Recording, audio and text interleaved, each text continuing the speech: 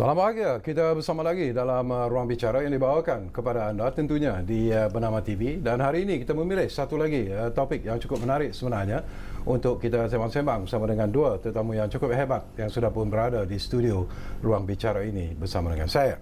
Baiklah, topik yang kita pilih hari ini di ruang bicara ialah pasca PRK Cini, analisis dan interpretasi. Dua tetamu yang sudah pun bersiap sedia bersama dengan saya di sebelah kiri saya ini. Kita ingin mengucapkan selamat datang semula kepada yang berbahagia Saudara Isham Jalil, iaitu Ketua Penerangan Barisan Nasional Negeri Selangor.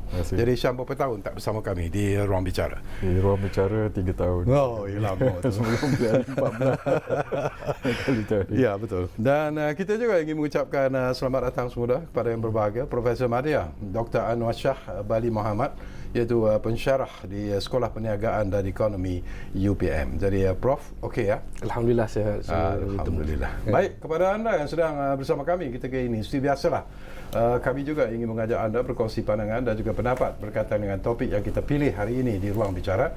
Jadi jangan lupa, seperti biasa jugalah, dua talian telah pun kami sediakan kepada anda, 03 20 594624 dan juga 0320 594625. Dan jangan lupa, seperti biasa jugalah, anda boleh mengikuti kami secara live di FB @Bernama TV.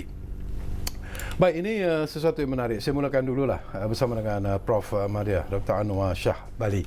Kita dah pun rata-rata dah pun tahu tentang keputusan PRK Cini, dan ianya merupakan sesuatu yang mungkin tidak memeranjatkan banyak pihak. Tapi mungkin kita boleh kongsi sesuatu bersama dengan anda terlebih dahulu sebelum saya dapatkan pandangan daripada Isham Jalil. Silakan Prof. Okey, terima kasih Saudara Syakawi dan yang saya kasihi Saudara Isham Jalil.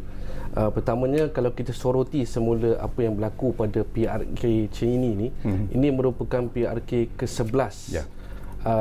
Rentetan selepas daripada PRU ke-14. Dan kalau kita lihat sebenarnya apa yang berlaku, kedudukan bilangan kerusi yang dimenangi oleh pada ketika ini kita boleh sifatkan sebagai Perikatan Nasional ataupun BN, dan juga Pakatan Harapan. Pada ketika ini BN 6 kerusi PRK telah dimenangi, dan Pakatan Harapan 5 kerusi. Jadi kalau kita lihat dalam konteks yang lebih detail, sebenarnya kita dapati bahawa dalam peringkat DUN tu sendiri ada 6 kerusi yang telah ditandingi selepas PRK yang ditandingi, 6 kerusi. 3 memihak kepada Pakatan Harapan dan 3 memihak kepada Barisan Nasional. Cuma 3 yang pertama memihak kepada Pakatan Harapan, 3 yang kemudian semuanya memihak kepada Barisan Nasional. Dan kalau kita lihat keputusan PRK Cini itu sebenarnya menunjukkan bahawa kerjasama atau memuafakat nasional atau Perikatan Nasional itu sendiri membuahkan hasil. Sebagai contoh, saya cerita, sebenarnya kita tidak mengambil kira bilangan undi sebenarnya, sebab PRK ini mempunyai pengundi yang turun dah 74%, manakala pada PRU sebelum ni 79%. Tapi kita boleh mengambil peratus untuk membuat perbandingan. So pada ketika ni calon Syahrim daripada Barisan Nasional memperolehi 91%, calon daripada Bebas Tengku Datuk Zainul Hisham 8%. Kalau kita soroti sebenarnya apa yang berlaku pada PRU ke-14, kerusi yang sama, BN memperolehi 61%. Tapi disebabkan ada muafakat nasional tu sendiri, kerjasama dengan PAS, jika ditambah PAS itu 33%, menunjukkan situ bilangannya 94%. Maka kedua-dua angka ni menunjukkan bahawa kedua-duanya memperolehi lebih daripada 90%. Dan ini merupakan kerusi tradisi Felda dan kerusi Melayu itu sendiri. 90.4% pengundi di sini adalah pengundi Melayu, dan 9% orang asli, 0.3% Cina dan 0.1% India. Menunjukkan bahawa satu indikator kawasan majoriti Melayu ni yang dimenangi oleh Perikatan Nasional. Okey, saya nak dapat pandangan Isham secara ikhlas, Isham, ya. Kalau kita lihat apa yang berlaku dalam PRK sebelum ini pun, kemenangan yang agak baik dicatatkan oleh Barisan Nasional dan juga Muafakat Nasional itu sendiri. Apakah anda melihat bahawa ini satu indikasi bahawa dari segi pengundi-pengundi yang ada sekarang ini sudah mula mengubah sokongan mereka. Kalau dulu mereka bersemangat menyokong PH, tetapi kebelakangan ini dilihat bahawa seolah-olah mereka akan kembali semula kepada BN ataupun kepada Muafakat Nasional ataupun PN. Pandangan anda? Terima kasih Cik Syakawi. Untuk jawab soalan tu, saya rasa kita tak boleh tengok kepada PRK Cini saja. So kita kena lihat tentang kita kena lihat kepada PRK sebelum ini. Betul. Macam Prof kata tadi ada 11 PRK, tapi daripada 11 PRK itu 6 PRK yang terkini semua telah dimenangi oleh Barisan Nasional. Dan daripada 6 PRK itu 2 kita ambil daripada PH. Satu di Tanjung Piai, kawasan mereka, dan satu lagi di Semenyih. Itu kawasan mereka yang kita ambil. Di Tanjung Piai kita menang dengan majoriti yang besar, dan kali ini juga. Dan kali ini kalau kita lihat di Chini, 91% daripada undi didapati kita peroleh kepada calon Barisan Nasional. Jarang kita lihat tu bila ada satu kawasan yang 91% kawasan tu memihak kepada satu pihak, undi memihak kepada satu pihak. Itu adalah satu endorsement oleh pengundi di situ. Dalam sejarah saya rasa dekat Chini tu tak pernah kita dapat 91%. So kalau nak tanya trend, Cik Syakawi, adakah ini menunjukkan bahawa rakyat bersama kita? Saya rasa ada elemen dekat situ. Sebab kalau kita lihat macam PH, dia kata tadi Anwar Ibrahim dengan kawan-kawan dia buat PC sekali lagi, dia kata mau kekalkan mandat rakyat. Tetapi apa yang mereka tak bagi tahu ialah mandat rakyat tidak lagi bersama mereka selepas mereka menipu manifesto. So sebab itu selepas 1 tahun saja PRU 14 diadakan dan PRK diadakan, maka rakyat telah mengundi kita Barisan Nasional semula dan mereka telah kalah. So oleh itu kalau kita adakan pilihan raya sekarang, baru kita dapat tahu sebenarnya mandat itu pergi kepada mana, sebab mandat itu telah berubah 1 tahun yang lepas. So sebab itu saya kata kalau kita adakan pilihan raya umum sekarang, barulah kita tahu mandat sebenar rakyat itu berada di mana. Sebab itu daripada dulu lagi kita kata kalau nak tahu mandat betul-betul, kita bubar saja parlimen dan adakan PRU 15, dan certainly kalau kita bubar parlimen, trend sekarang ini memihak kepada Barisan Nasional, Muafakat Nasional dan Perikatan Nasional. Saya suka bila Syam sebut tentang pilihan raya sekarang. Ini barangkali Prof. Apakah Prof merasakan bersetuju dengan apa yang disebut oleh Hisham sebenarnya? Apakah dalam hati kecil anda merasakan bahawa mungkin apa yang disebut oleh Hisham itu akan menjadi kenyataan? Mungkin apakah parlimen akan dibubarkan dalam masa yang terdekat ini, dan kemudian pilihan raya umum yang ke-15 akan diadakan? Okey, pada pandangan saya Syakawi, kita tidak pasti bila pilihan raya umum akan diadakan. Namun kalau kita lihat kepada indikasi kepada keputusan PRK itu sendiri,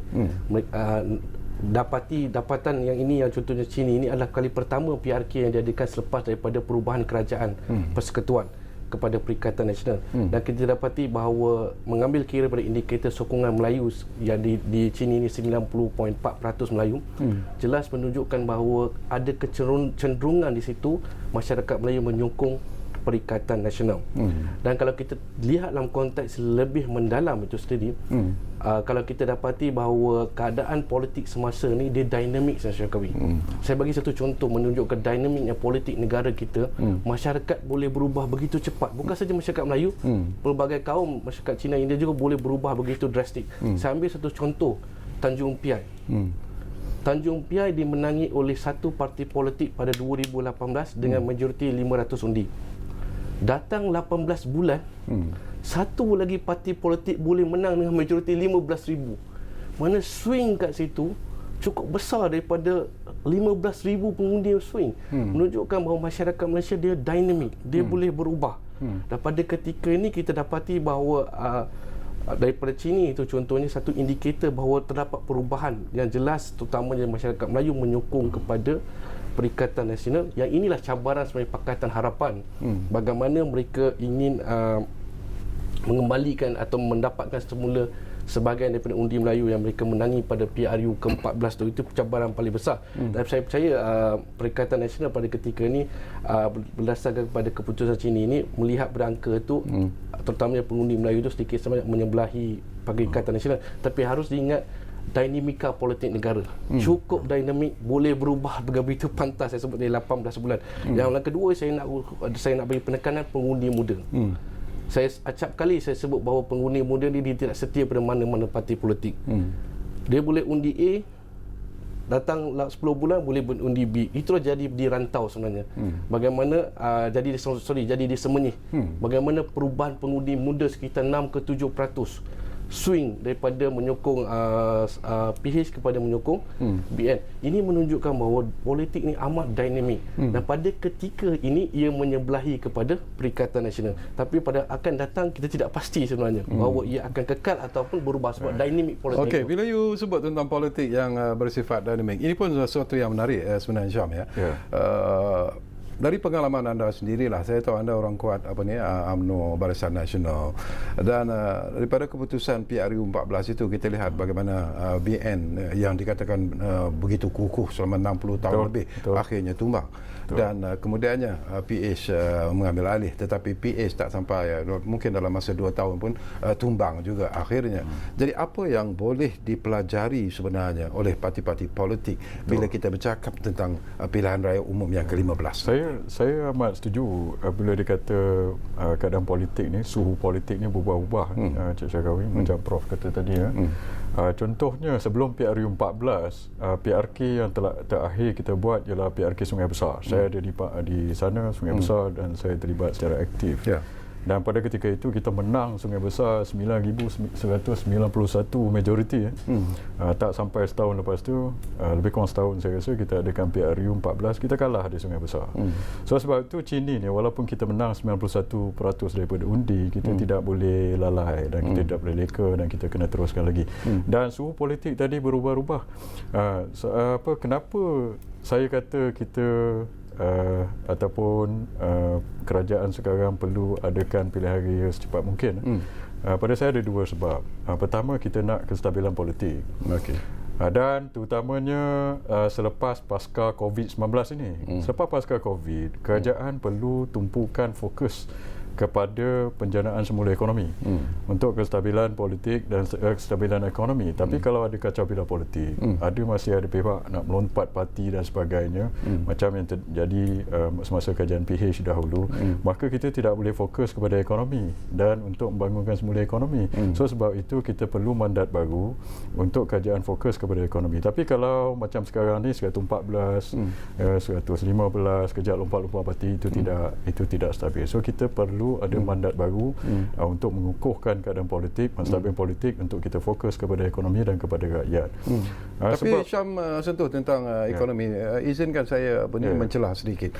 Apakah Syam bersetuju dengan apa yang dilakukan oleh PN sekarang ini, terutamanya oleh Ahmad Mohamad, Perdana Menteri sekarang, dalam usaha untuk menghidupkan semula senario ekonomi yang terjejas akibat daripada COVID-19 ini, memperkenalkan pakej rancangan ekonomi dan sebagainya? Apakah itu sebenarnya yang memberi kekuatan dan juga semangat kepada rakyat Malaysia, dan akhirnya mereka telah mula melihat bahawa Perikatan Nasional itu adalah satu parti yang berkebajikan kepada rakyat? Ya, saya setuju.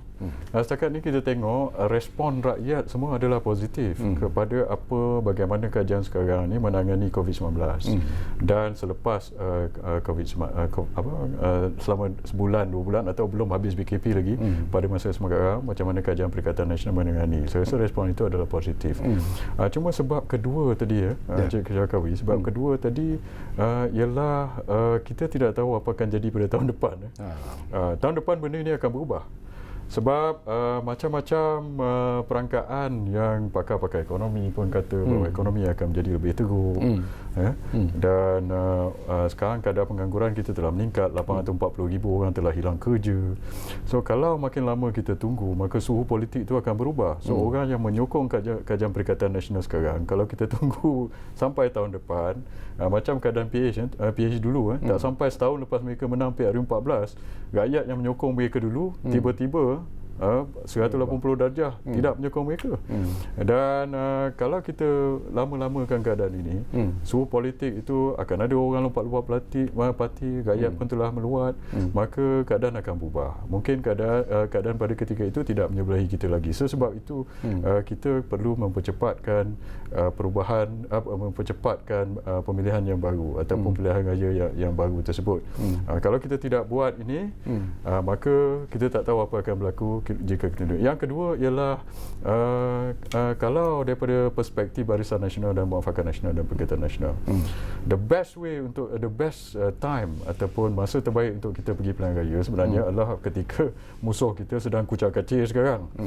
So kalau kita lihat keadaan PH sekarang tengah kucak-kacir. Mereka masih bergaduh tentang siapa calon Perdana Menteri. So the best time untuk kita sebenarnya ialah sekarang.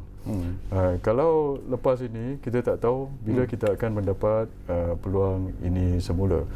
Dan kita ada buat sikit kira-kira, Cik Syarkawi, kalau kita lihat masa PRU 14, Barisan Nasional PRU 14 pada ketika sokongan rakyat kepada kita adalah terendah. Dengan berbagai-bagai isu, kita telah menang 79 kursi dan PAS telah menang 18 kursi. So 79 campur 18 kita dapat 97 kursi. 97 kursi. 97 kursi kalau kita combinekan. Daripada 97 kursi itu, kalau kita gabungkan undi Barisan Nasional dengan undi PAS, kita boleh tambah 30 kursi lagi. So secara defaultnya daripada kat situ, kalau kita ambil just daripada keputusan PRU 14, kita telah dapat 97 campur 127 kursi. Itu hanya berdasarkan kepada keputusan PRU 14 saja.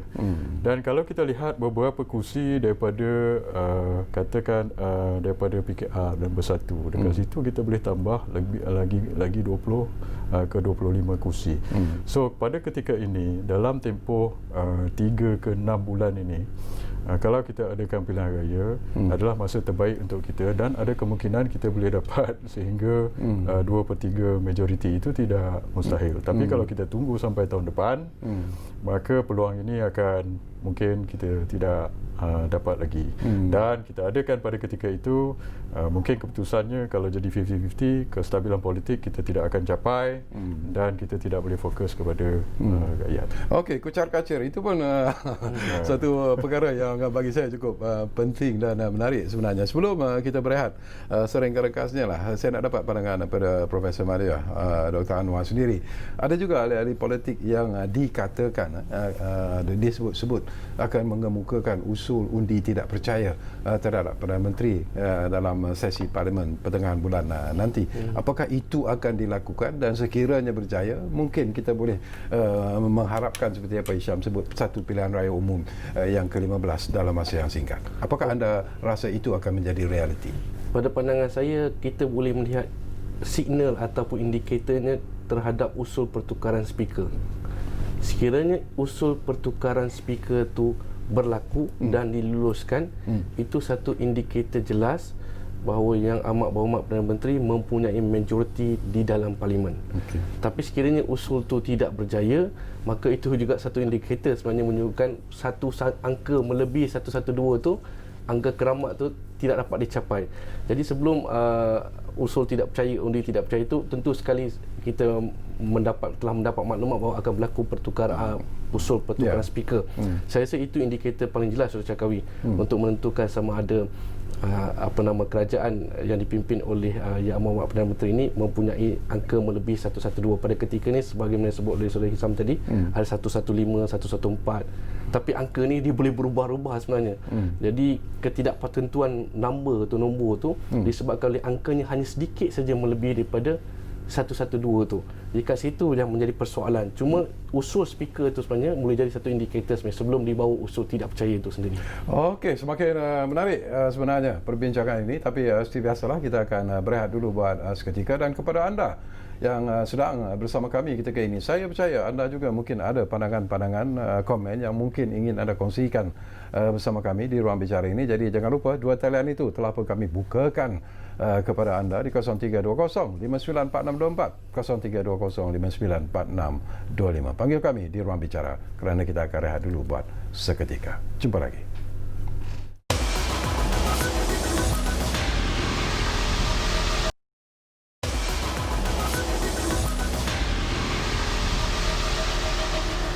Okey, kita kembali semula ke ruang bicara ini. Ada dua pemanggil di talian kita sekarang ini. Kita ambil Ridwan dari Pulau Pinang terlebih dahulu yang sudah pun bersiap sedia di talian kami sekarang ini. Assalamualaikum, Ridwan. Ya, Waalaikumsalam. Ya. Ya, Assalamualaikum Cik Sakawi dan ahli panel. Waalaikumsalam. Okey, saya saya ni manusia biasa sebab saya tengok ahli panel ni semua pakar-pakar semua ni. Okey, saya ni buat analisis mengenai di sini di luar. Okey. Kita tahu di sini tu kawasan mantan PM6. Jadi dia kubu kuat PM. Sebab dia telah mesti kawasan Parlimen Pekan selama 11 pekan. Ya. Jadi dia mesti menang kawasan tu. Dia telah menabur pembangunan sejak 1982 kan. Okay. Jadi kita tengok kalau kita compare kan dengan pencapaian 2014 kan, BN dapat 10,000 lebih, Ya. PAS 5,000 lebih, PA 1,000 lebih. Jadi kita tengok kalau compare dengan sekarang undi yang diperoleh oleh bebas 1,200 lebih. Jadi mana kata pembangkang mendapat kira banyak Okey. kira majoriti tu kalau kita campur dengan PAS patutnya BN dapat lebih lagi Okey. Kemudian saya tengok tadi yang cerita mengenai umur yang mengundi saya harap patutnya PN dia menumpukan kepada calon muda sebab calon muda ni dia mau contohnya kita bagi PTPPN sebab sekarang tu patutnya dua dia kata menghapuskan tapi kita tengok bila PM pegang dia tak buat apa pun untuk yang tu. Okey. Cuma moratorium patutnya dia ambil faktor tu ambil hati Okey. dalam pengundi ni. Okey. Lagi satu untuk kita tengok lagi satu faktor pendidikan. Patutnya beri my brain. Patutnya dia tumpukan pada muda-muda calon muda ni faktor pengundi muda ni bagi kalau my brain buat dia orang nak buat ijazah atau master PhD. Kalau bagi calon muda ni kita boleh tarik perhatian mereka ni. Okey. Kemudian saya punya kesimpulan BN patutnya saya tengok dia patutnya telah bekerja keras kan. Tetapi saya tengok ada satu benda yang kita nampak ada yang terpalit lagi sikit sebab patutnya 2018 lampu jalan tak ada. Ini perkara remeh yang kita terlepas pandang patut lampu jalan apabila rosak dia telah buat benda-benda yang remeh ni sebab dia benda yang remeh pun dia tak boleh buat. Kita tengok rakyat kata benda yang kecil pun kita tak boleh buat, takkan benda yang besar perkara ni perkara BN mengambil perhatian di kawasan sini dan kawasan-kawasan lain untuk mendapat undi yang lebih iaitu 2/3 sebab kita tengok semenjak Datuk Najib pegang 2/3 majoriti di Dewan Parlimen tak dapat. Saya harap PRU 15 ni kita akan dapat majoriti 2/3. Terima kasih sebab saya harap ahli lepas mengulas dah hak ni. Baik, terima kasih banyak-banyak Ridwan dari Pulau Pinang. Satu lagi panggilan Abdullah Osman dari Seremban Negeri Sembilan. Assalamualaikum Cik Abdullah. Waalaikumsalam. Ada untuk ahli panel lah ada 2-3 perkara lah. Okey. Pertama sekali sekiranya Parlimen dibubarkan akan berlaku pilihan raya umum ke-15 kan. Tapi bagaimana kalau negeri-negeri di bawah pembangkang seperti Selangor, Negeri Sembilan dan juga Pulau Pinang dan juga Sabah tidak mahu mengikut pilihan raya itu. Dia tunggu sampai habis tempoh. Dan lagi satu, adakah mereka yang berumur 18 tahun ni dibenarkan mengundi sekarang ni? Belum itu lagi kan, belum diumumkan lagi kan. Jika dibenarkan, senario-nya tidak boleh diramalkan kerana pengundi muda ni yang lebih daripada 50% akan menentukan. Kerana yang ramai yang muda-muda ni macam tadi kata ramai yang menganggur dan sebagainya, tidak puas hati dengan kerjaan sekarang. Lagi satu, sekarang ni bukan soal pasti dah tentang memilih pemimpin. Mereka melihat tokoh mana yang boleh diangkat sebagai pemimpin.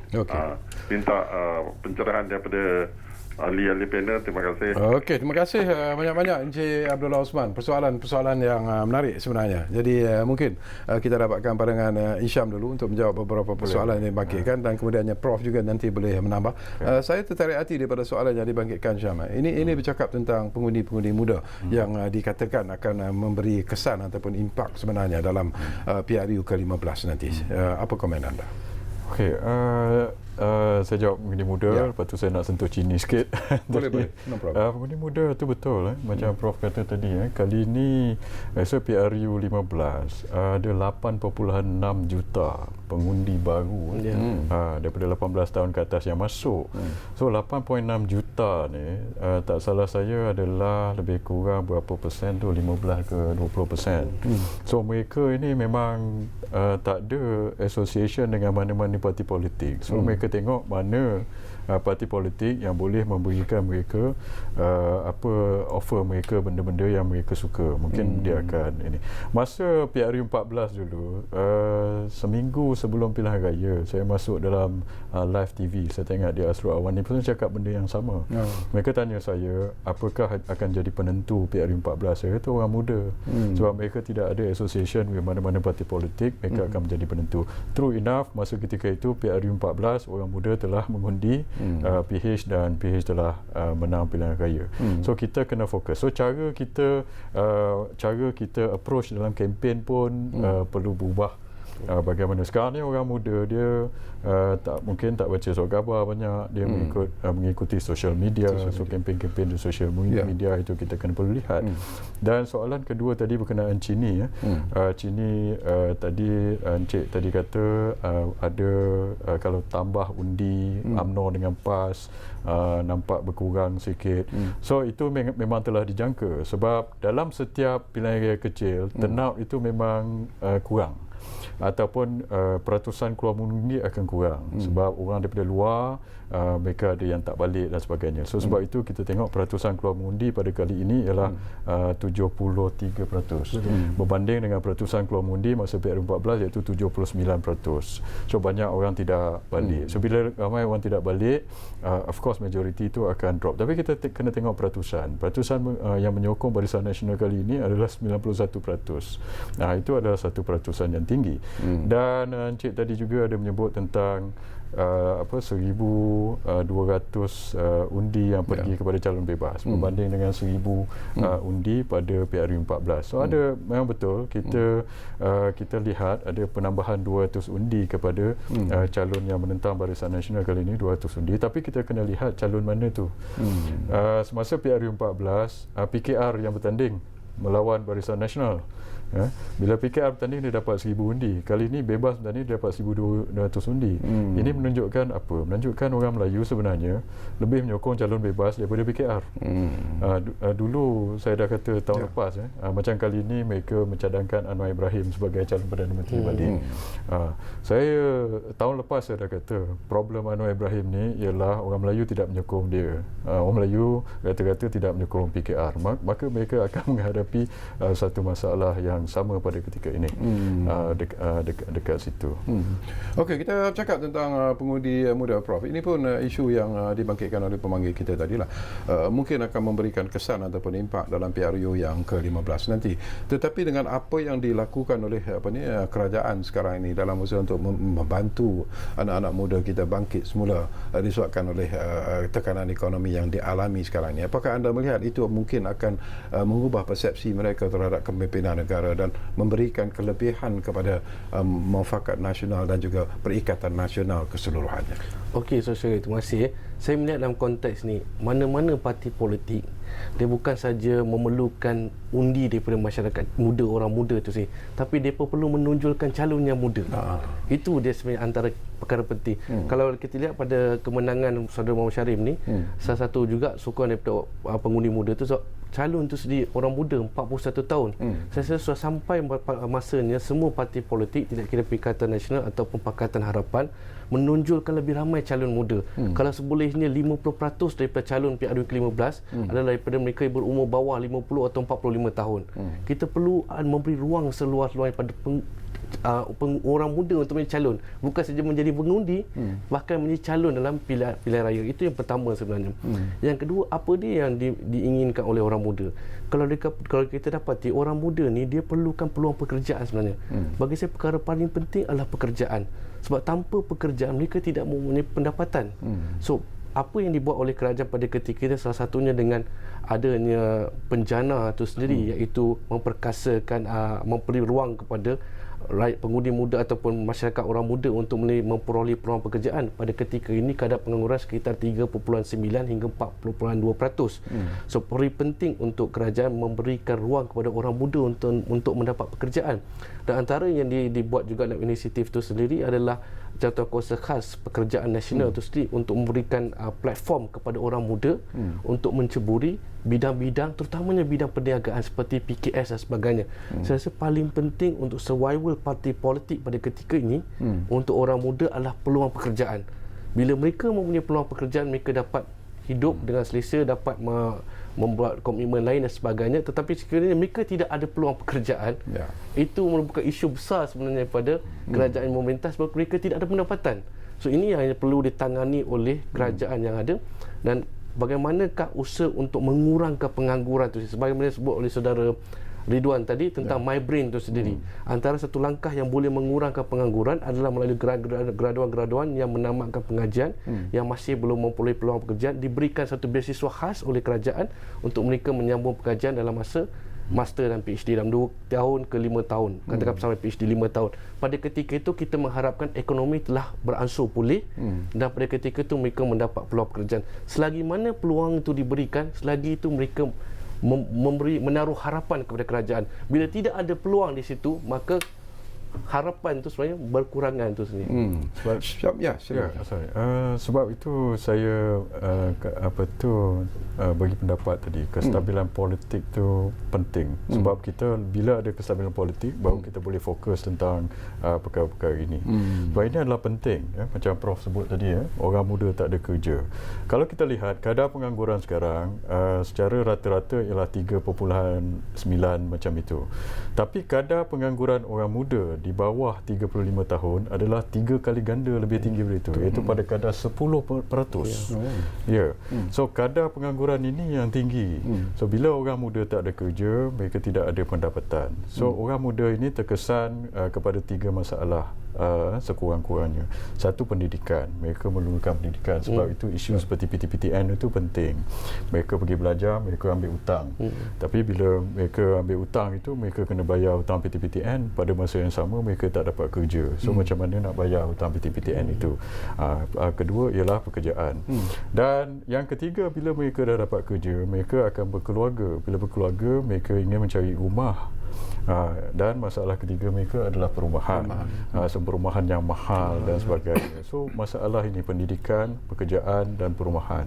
So masalah-masalah ini yang perlu kita selesaikan. Dan terakhir saya nak sentuh sikit soalan yang terakhir tadi, berkenaan dengan Encik Ketua kata berkenaan dengan sekarang ni kita untuk memilih calon, tidak dia kata kena pilih calon yang betul. Saya setuju itu. Dan pada saya ini saya ingin sentuh sikit berkenaan dengan pembahagian kursi dan sebagainya. Ini adalah satu isu panas. Pada saya, macam dulu kita pakai kuota sistem. Parti ini dapat kuota ini, parti itu dapat kuota itu. Mungkin sekarang ini cara kita akan berubah sedikit. So mungkin ada 3 kriteria yang kita perlu lihat bagaimana kita membagi kursi tidak menggunakan kuota. Nombor 1, parti mana. Kita masih bagi kursi mengikut parti. Tapi kita kena lihat, sebab dalam komponen ini banyak parti, dalam PH pun sama, dalam PN pun sama. Nombor 1, parti mana yang mempunyai pengaruh yang terkuat di kawasan tersebut. Kalau parti itu punya pengaruh kuat, maka mungkin calon itu perlu dibagikan parti tersebut. Nombor 2 ialah parti mana yang mempunyai jentera untuk menggerakkan jentera-jentera pada pilihan raya ini. Kalau jentera dia kuat dan pengaruh dia pada kawasan itu kuat, maka besar kemungkinan parti itu akan mendapat pencalonan. Yang ketiga ialah parti mana yang boleh mengenengahkan calon yang paling berwibawa di kawasan tersebut. Sebab kalau dia boleh ketengahkan calon wibawa, walaupun parti itu sebenarnya tidak terkuat di situ, tetapi mungkin dia boleh menang di kawasan tersebut. So tiga faktor ini yang kita perlu pertimbangkan, bukan mengikut kota-kota lama lagi. So untuk kita, macam kita ada peluang sekarang untuk menang 2/3 sehingga 2/3 ya. Tapi perkara ini perlu diselesaikan oleh kita. Okey, satu soalan kepada Hisham sebelum saya bertanya kepada Prof lah. Bila kita bercakap tentang calon-calon muda ni, anak-anak muda ni, saya pun terbaca juga dalam Instagram anda yang menulis memberi komen tentang isu ini sebenarnya. Betul. Apakah ada keberanian sebenarnya kepada parti-parti politik, tak kira lah sama ada dalam BN sendiri ataupun parti-parti lain yang ingin meletakkan calon-calon muda tetapi akan menerima tekanan daripada the so-called veteran dalam parti-parti ini? Apakah itu keberanian ada kepada parti-parti politik kita? Saya tengok ini masalah ini bukan saja berlaku dalam BN, dalam PH pun sama. Kalau dalam PH, kalau kita tengok, mereka recycle calon-calon dia lagi banyak kali. Kalau kita lihat Lim Kit Siang, Lim Guan Eng dan mereka ini recycle kawasan politik saja. Lagilah mereka selalu pindah kawasan. Bila mereka tak servis satu kawasan, mereka akan pindah ke kawasan lain dalam pilihan raya yang akan datang. Tapi dalam Barisan Nasional, kalau kita lihat dalam PRK 6 PRK sebelum ini, kita telah mengetengahkan calon-calon yang baru, yang orang tidak terfikir. Contohnya Ravi Ramli di Cameron Highland. Sebelum ini dia bukan daripada dalam parti, tetapi beliau telah diketengahkan. Dan lepas tu Zakaria di Semenyih, kawasan Semenyih itu sebelum itu kita kalah 10,000. Kita ketengahkan calon muda Zakaria dan dia telah menang balik di kawasan Semenyih itu. Dan Encik Syarim ini, Syarim ini kita ketengahkan dia dan beliau telah menang sebanyak berapa ribu di situ, 12,650 majoriti. Dan tadi ada komen kata, oh of course lah kita akan menang di kawasan ini sebab ini kawasan Datuk Najib daripada tahun 1980. Tapi sebenarnya tidak semestinya. Kalau kita lihat di kawasan Pekan ni, pengundi dia pun naik turun juga. Pada tahun 1999 di Pekan itu, Datuk Najib pernah menang tipis, cuma 241 undi. Pada tahun 1999. Tapi 241 undi, hampir kalah. Dan pada lepas itu pada tahun 2004 telah naik balik. So itu menunjukkan pengundi Pekan ni, walaupun dia separuh bandar, separuh luar bandar, mereka adalah pengundi yang rasional. Mereka tahu macam mana nak memilih. Dan di Pekan orang asli pun sama, pelbagai tomahan dan fitnah daripada pembangkang PH telah datang, tetapi mereka tidak terima tomahan-tomahan ini dan mengundi Barisan Nasional. Okey, kita rehat dulu buat kali terakhir dan kembali nanti. Mungkin kita di penghujung ruang bicara sebenarnya, tapi banyak lagi persoalan-persoalan yang insya-Allah mungkin sempat saya kongsikan bersama dengan kedua-dua tetamu kita di studio ruang bicara ini. Kita rehat buat kali terakhir.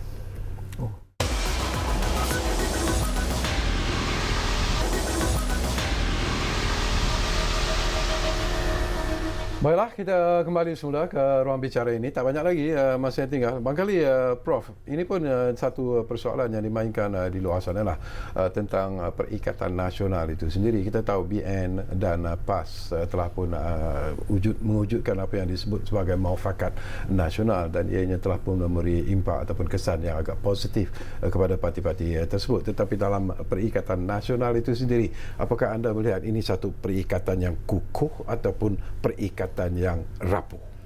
Okey, saya melihat Syarul Kawi, apa yang berlaku pada PRU ke-14, satu mesej yang jelas di mana sekiranya berlaku 3 penjuru atau lebih daripada 2 penjuru, di mana berlaku antara pada ketika itu berlaku antara BN, PAS dan juga PH, maka perpecahan undi terutama masyarakat Melayu itu berlaku.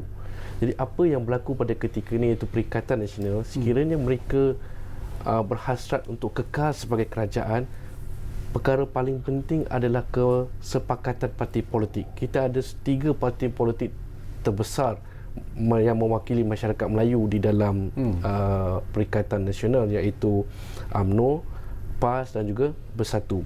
Penting untuk parti-parti Melayu dalam Perikatan Nasional ini dan juga parti yang lain juga bekerjasama supaya berlaku pertandingan 1 lawan 1.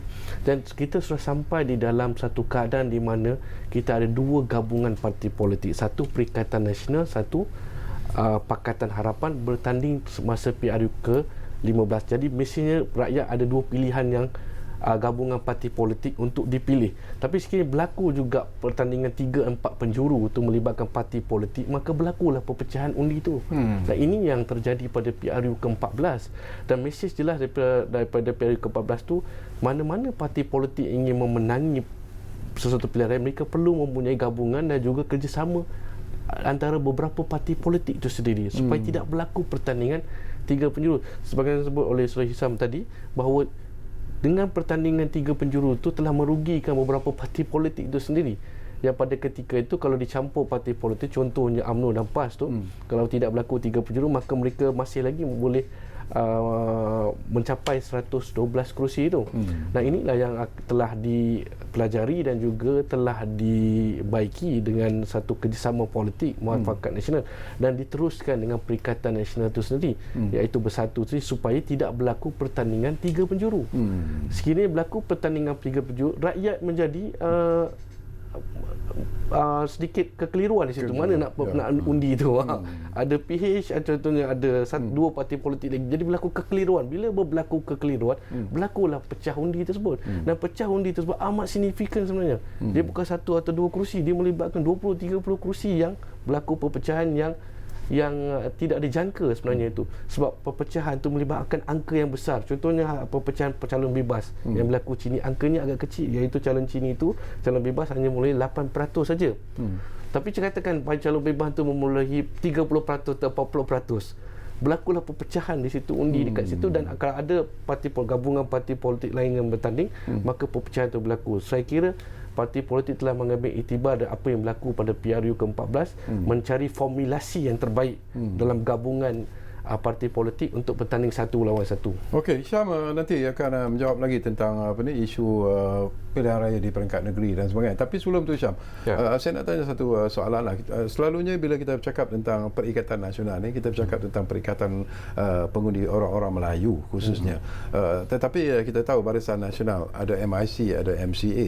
Setakat ini daripada pemerhatian anda, bagaimana reaksi daripada MIC sendiri, daripada MCA sendiri? Apakah mereka telah mula sedar dan memberi sokongan padu kepada Barisan Nasional itu sendiri? Saya tengok ada perubahan sokongan daripada berbanding dengan PRU 14. Masa PRU 14, rata-rata contohnya sokongan pengundi Cina pada BN cuma 5%. 95% daripada pengundi Cina telah mengundi ke PH, di PH. Tapi kalau kita lihat di Tanjung Piai, Tanjung Piai kerusi itu UMNO nak mula-mula. Tetapi kita berbesar hati, kita bagi kepada calon MCA dan kita letak calon MCA bertanding di situ. Dan bila kita letak calon MCA, kita telah menang 14,000 dan saya telah dimaklumkan bahawa jumlah peratusan undi Cina yang telah mengundi Barisan Nasional di Tanjung Piai adalah melebihi 60%. Ya. So dekat situ kita boleh nampak bagaimana sokongan ini telah kembali kepada kita. Dan masalah dalam Perikatan Nasional itu, kalau saya boleh tambah sikit, memang dalam setiap kali pilihan raya mungkin adalah masalah sikit sana sini. Tapi ini masalah adik-beradik yang kita boleh selesaikan. Masalah lambang dan sebagainya, pembahagian kursi itu kita boleh selesai. Tapi saya lihat masalah yang besar adalah masalah dengan PH ni sebenarnya. Sebab itu saya kata tadi, mereka lagi punya masalah besar. Sampai hari ini mereka pecah dua. Tidak boleh tentukan siapa yang akan lead mereka dalam PRU 15 nanti. Satu Anwar ke Mahathir ke. Tadi mula-mula mereka sokong Mahathir. Lepas tu Mahathir rasa tak boleh dan mereka telah tagut Syafiee Abdal. Dan Syafiee Abdal pula tak sure lagi. Dia pun tidak yakin sama ada dia boleh pergi atau tidak. Sebab itu dia kata dia perlukan masa. Dan Anwar tadi kata okey, dia akan berunding dengan Syafiee. So saya tengok macam ini. Saya lihat, saya rasa sebab Mahathir undur diri daripada menjadi calon Perdana Menteri, sebab saya rasa dia tidak yakin dia boleh menang. Mahathir dulu boleh dapat undi Melayu, tapi kali ini orang Melayu tidak menyebelahi beliau. 4 kali dalam PRK sebelum ini yang parti beliau bertanding telah kalah. Di Semenyih kalah, di Tanjung Piai kalah, di Kimanis kalah, dan parti Parti Dr. Mahathir telah kalah. Ini adalah rejection kepada Dr. Mahathir. Dan pada masa yang sama, pengundi China dan pengundi India juga telah reject Dr. Mahathir. So strategi politik negatif, politik Dr. Mahathir ini telah backfire kepada beliau.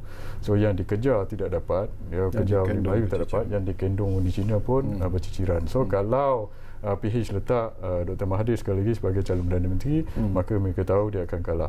Anwar pula masalahnya, Anwar daripada sudah 4 PRU, dia cuba untuk jadi Perdana Menteri, tidak boleh kerana orang Melayu tidak sokong Anwar. So kali ini sebab itu mereka ada dalam satu masalah besar ni. Anwar tak dapat undi Melayu, Mahathir pula dua-dua tidak menyokong mereka. So bagaimana? Kalau saya sebenarnya jadi Anwar, kalau saya fikir baik elok taruh letak Dr. Mahathir je sebagai calon Perdana Menteri, sebab bukan kita nak dia kena terima realiti. PRU 15 ni rakyat, sentimen rakyat kepada PH adalah tersangat negatif. Kalau Anwar jadi calon Perdana Menteri bertanding PRU 15 pada tahun ini, maka dan PH kalah, dan Tuan Mahathir akan kata kepada Anwar apa? Dia akan kata, itulah saya sudah kata awak degil sangat nak jadi Perdana Menteri. Masa saya dulu menang tapi awak bertanding calon Perdana Menteri, awak kalah. So kalau Anwar bijak sikit, maknanya biar Dr. Mahathir jadi Perdana Menteri, maka biar Dr. Mahathir kalah, dia fokus pada PRU 16 saja. Tapi kali ini Syafiq Abdal pun tidak yakin, sebab itu Syafiq Abdal tidak beri jawapan lagi. Kalau Syafiq Abdal jadi calon Perdana Menteri, dia kalah, habislah kerjaya politik dia juga. So sebab itu pengiraan itu mereka kena buat. Dan tadi juga balik pada soalan Encik tadi berkenaan dengan PRK negeri. Pilihan raya negeri. Maka PH tadi Noor Ibrahim sudah kata, dia kata negeri-negeri di bawah PH dia tidak akan bubar. Dia tidak akan bubar, maksudnya dia cadangkan untuk adakan kalau kita nak buat snap election, buat untuk parlimen saja. Pada saya ini macam tak betul lah, macam hipokrasi pada on PH side. Kenapa? Sebab dulu dia kata ini melibatkan kos. Dulu dia kata tidak mau buat pilihan raya sebab kos tinggi. Tapi kalau kita buat berasingan, PRU untuk parlimen, lepas tu PRN untuk negeri-negeri, maka Suruhanjaya Pilihan Raya kena mobilize 2 kali.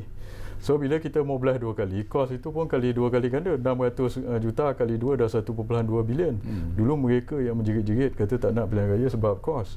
Tapi kali ini sebab mereka ingin kekalkan kuasa di negeri, mereka sanggup pula kajian untuk spend 2 kali ganda daripada kos pilihan raya tersebut. So ini adalah hipokrasi pada mereka. Dan satu lagi dari segi moral pun tak betul. Sebab kalau kita buat PRU 15, maka kita akan lihat mandat rakyat pengundi yang sama mengundi untuk kerajaan yang lain. Untuk kerajaan yang terkini ni.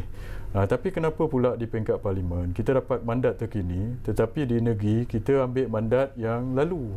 So ini tidak betul daripada segi moral juga. Walaupun dalam undang-undang tidak cakap kita tak boleh buat berasingan, di Sarawak pun kita buat berasingan, tapi itu satu di Sarawak. Tapi kalau melibatkan seluruh Malaysia, ini saya tidak bersetuju. Sebab itu pada pandangan saya, kalau kita buat PRU di peringkat parlimen, maka negeri-negeri pun perlu dibubarkan. Saya rasa sebab mereka tidak mahu membubarkan negeri sebab dia takut dia kalah. Sebab itu mereka nak stick to apa-apa kuasa yang mereka ada. Okey, kalau kita lihat kepada senario politik semasa Prof hakikat yang terpaksa kita terima lah, berlaku krisis dalam PKR, banyak cawangan-cawangan ataupun ahli-ahli yang telah mula keluar parti, melompat ke parti lain dan sebagainya. Itu normal sebenarnya. Di Sabah juga hari ini pun ada tersebar berita ada ahli-ahli warisan yang tarik diri dan sebagainya. Jadi dengan apa yang berlaku sekarang ini, apakah Prof merasakan itu akan memberikan advantage ataupun kelebihan kepada Perikatan Nasional dalam PRU 15 nanti? Sebenarnya saya lihat dalam konteks apa yang perubahan sokongan ni adalah sementara saja, di peringkat sementara. Tapi bila saya meneruti semula parti-parti politik ni, saya dapati kesetiaan tu penting. Politik ni ada jatuh dan bangun dia sendiri. Contoh, saya bagi contoh PAS tu sendiri. PAS tu satu parti yang resilient sebenarnya. Apa jadi pun jarang kita jumpa ahli parlimen PAS atau wakil rakyat PAS yang berpindah ataupun ahli-ahlinya yang berpindah. Menunjukkan bahawa Saya bagi satu contoh, PH juga sebahagian pemimpin ni telah berjuang puluhan tahun sebelum menjadi kerajaan persekutuan itu sendiri. Jadi pada pandangan saya, mana-mana yang berpindah ni, dan ini sebenarnya fakta sementara saya cakawi, tapi yang lebih penting adalah sejauh mana mereka yakin kepada parti politik itu, aspirasi parti politik itu, ataupun sejauh mana mereka yakin kepada matlamat hala tuju parti politik itu sendiri. Jadi itu yang paling penting. Dan saya bagi contoh tadi, PAS contohnya itu satu contoh yang baik sebenarnya, di mana mereka ada resilient di situ. Amat jarang kita jumpa. Saya masih ingat lagi di Kelantan, satu kerusi saja mereka boleh kekal selama 4 tahun. Saya tak terangkan kalau parti politik lain belum tentu mereka boleh kekal dengan 1-2 kursi dalam jangka masa. Cuma mereka pada ketika itu, mereka penyokong mereka, wakil rakyat mereka yakin kepada perjuangan parti politik tersebut. Sebab itu mereka kesetiaan itu ada. Perjuangan pada parti politik. Okey, kita ada lebih kurang 2-3 minit saja lagi Pak Hisham sebelum kita berpisah dari udara. Soalan secara direct dan ikhlas. Apakah secara peribadi Hisham melihat bahawa yalah, apabila BN kembali semula kuat seperti apa yang dilihat sekarang ini, PAS juga menjadi anggota Muafakat Nasional ini, apakah sudah pun ada suara-suara yang mengatakan bahawa UMNO dan PAS harus keluar daripada Perikatan Nasional, dan seruan itu datang daripada ahli-ahli politik UMNO sendiri, tokoh-tokoh politik UMNO sendiri. Apakah anda merasakan bahawa ini akan menjadi kenyataan ataupun hanya gimmick politik yang dimainkan di luar sana? Saya lihat macam dalam UMNO, dalam PAS pun, kita dalam Muafakat Nasional lah, demokrasi itu subuh lah. Semua orang boleh bercakap, dan sekarang ni terutamanya di peringkat cawangan pun mereka boleh mengutarakan pendapat mereka. So kita tak halang siapa-siapa ingin mengutarakan pendapat. So dalam UMNO especially, kita bukan authoritarian. Masa zaman Tun Mahathir itu lain cerita, siapa yang bersuara sikit kena cantas dan kena buang. Tapi saya lihat macam Presiden sekarang, Datuk Zahid, so beliau lebih terbuka untuk menerima kritikan dan teguran. Ini perkara biasa. Tapi personally saya rasa kita benda-benda yang benda-benda begini kan, kalau nak kata UMNO akan keluar sebab benda ini, saya rasa tidak. Sebab kita dah belajar daripada mistik kita dulu. Kalau kita keluar, maka macam akan ada 3 penjuru dan semua orang akan rugi. Kita akan rugi, PAS akan rugi, dan sebenarnya yang paling rugi lagi bersatulah. Ya, mungkin UMNO dengan PAS boleh bertanding stand alone, tapi saya tak rasa bersatu boleh bertanding stand alone. So sebenarnya kita mahu mencari win-win solution. Walaupun UMNO dengan PAS boleh stand alone, tetapi kawan kita bersatu mungkin tak boleh stand alone. So kita kalau boleh ketiga-tiga dan komponen kita, UMNO, MCA, MIC, PAS dengan PBBM, kita ingin mencari win-win solution lah. Dan saya rasa ada solutionnya di situ.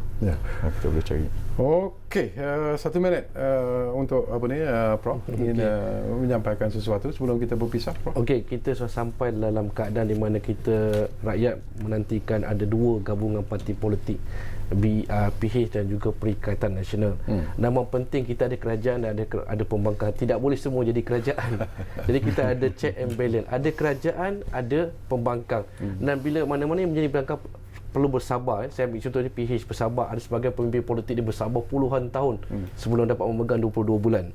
So kesabaran tu dalam perjuangan politik ni penting, dengan syarat mereka percaya kepada parti politik mereka pegang tu. Dan itulah dia dengan percaya dan melaksanakan tugas sebagai kerajaan dan pembangkang, dan insya-Allah jika diberikan peluang satu masa nanti mereka boleh menjadi kerajaan semula ataupun bertukar. Okey, terima kasih banyak-banyak kepada Hisham Jalil. Terima kasih kepada Profesor Madya, Dr. Anwar Shah kerana sudi bersama kita. Tak puas rasanya, banyak lagi persoalan yang ingin kita bangkitkan. Kita akan sentuh lagi nanti tentang PRU ke-15 kerana ini bagi saya merupakan satu isu yang cukup penting. Dan barangkali Prof, siapa tahu PRU 15 nanti tetamu kita Hisham mungkin akan menjadi calon. Itu yang bermain di minda saya sekarang ini. Tapi apapun, kami berterima kasih kepada anda yang menumpukan perhatian bersama kami di Ruang Bicara ini, dan seperti selalulah yang kami janjikan kepada anda, Ruang Bicara akan terus berbicara bersama anda dari masa ke semasa. Jumpa lagi. Assalamualaikum.